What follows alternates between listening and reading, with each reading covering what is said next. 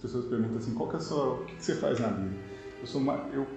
O primeiro desejo de despertar mesmo pela lira foi a questão histórica. Essa história rica que a lira tem, que é única no Brasil, me chamou a atenção. A consequência foi aprender música, no qual eu ainda estou aprendendo, estou no processo de aprendendo música. Falo que a cada dia a gente está aprendendo, mas eu digo que eu estou aqui na lira mais pela questão histórica, por essa paixão histórica, por esse contexto social que existe aqui na lira, né?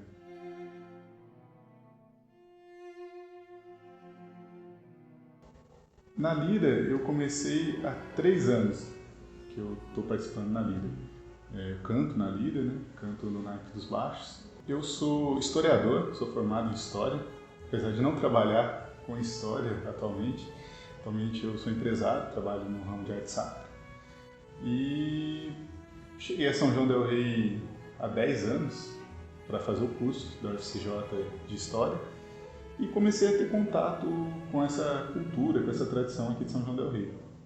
E nisso eu comecei a namorar, inclusive a minha noiva, ela já tocava violino na orquestra e tudo, e por meio dela eu comecei a ter mais contato com esse meio musical de São João del Rei.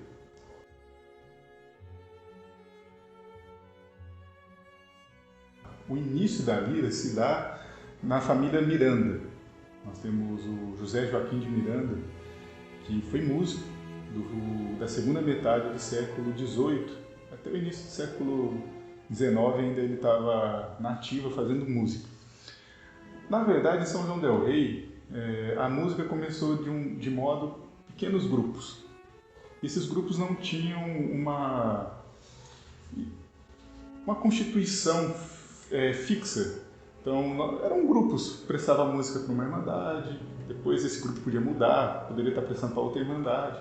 Só que, na segunda metade do século XVIII, ali em 1776, nós começamos a ver um grupo que se consolida, que é o início da lira são-joanense. Ela se consolida com a família Miranda.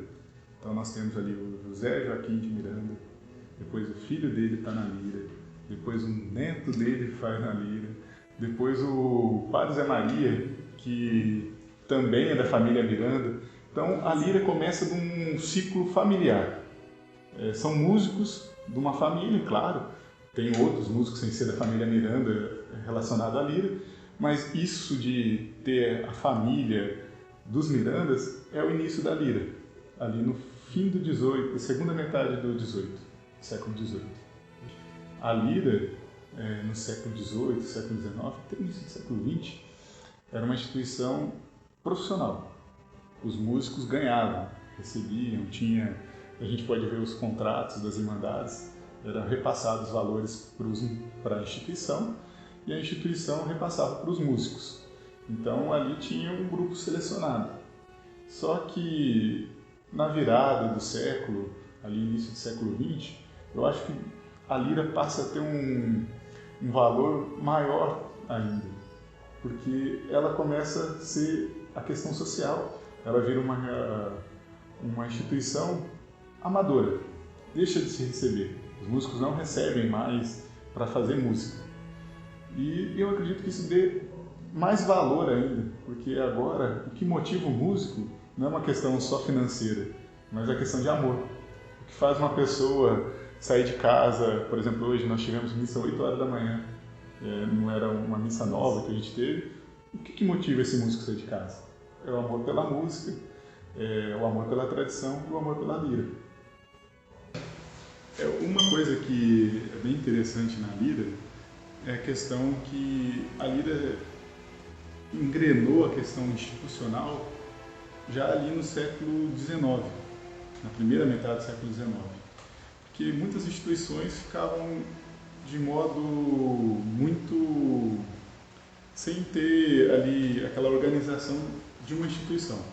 Por exemplo, a lira, o primeiro nome que a lira tem é Companhia de Música.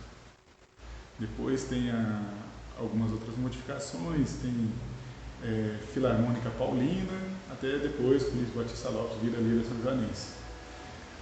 O que é interessante nisso? a gente tem, por exemplo, nós temos um estatuto que, infelizmente, está sumido, o original, de 1846.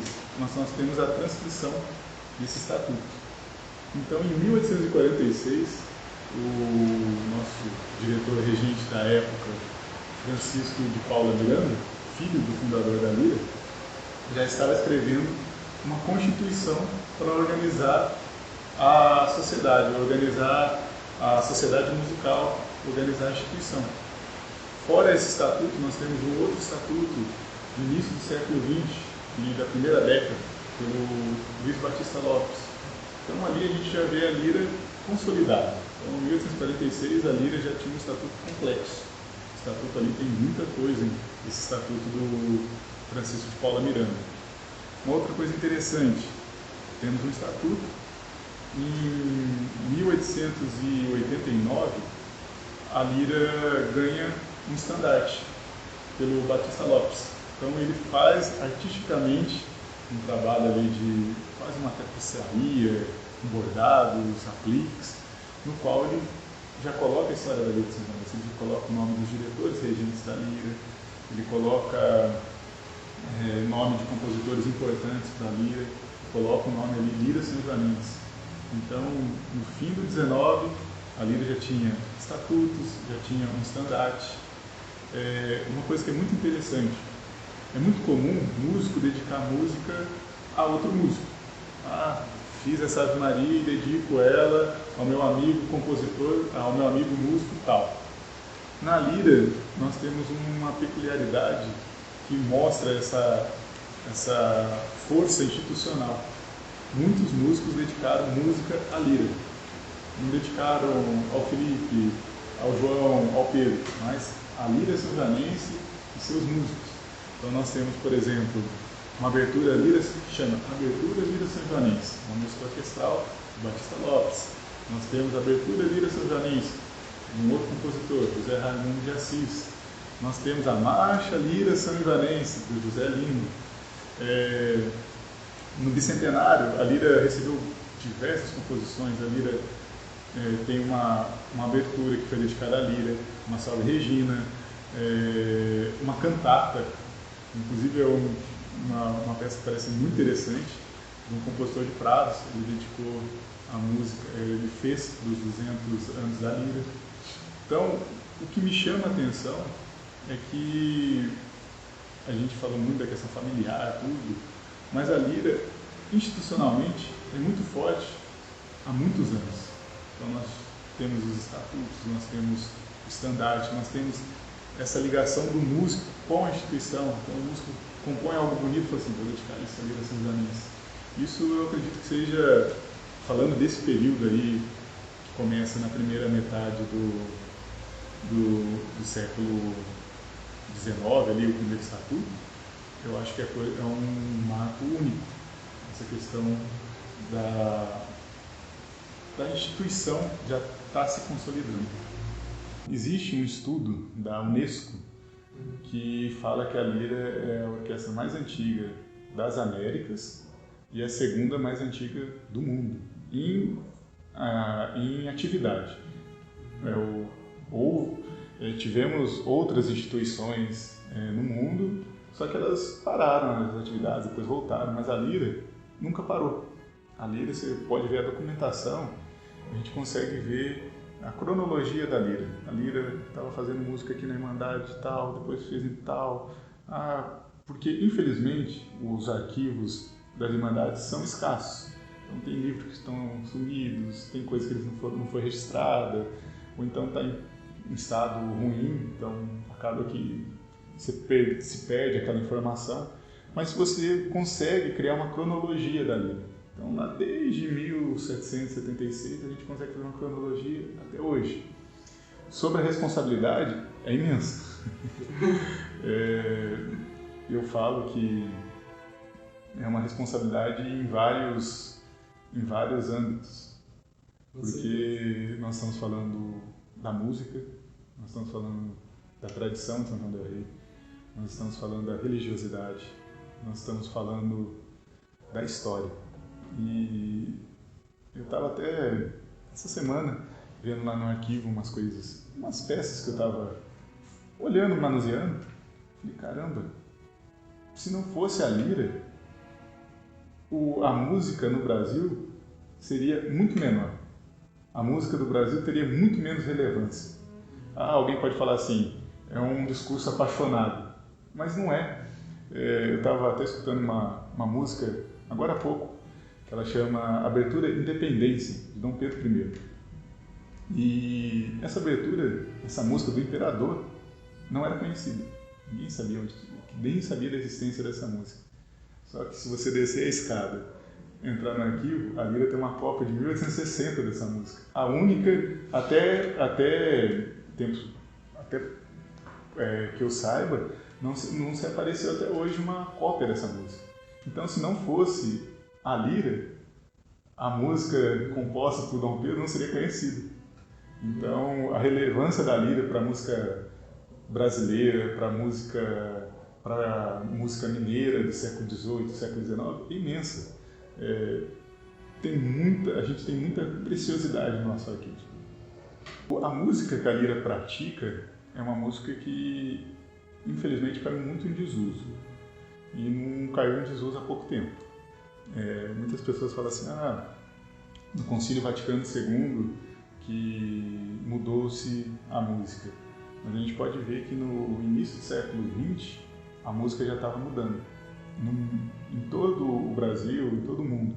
A Igreja fez várias reformas musicais, aí temos a reforma do Papa Pio X, que proibiu um estilo de música que tivesse alguma influência externa, que não fosse, que se afastasse do gregoriano. A música que se afasta do gregoriano, ela estava sendo um pouco condenada. Só que São João del Rei interpretou muito bem isso. Há alguns excessos de música, nós temos aí músicas que são pura ópera, mas a gente conseguiu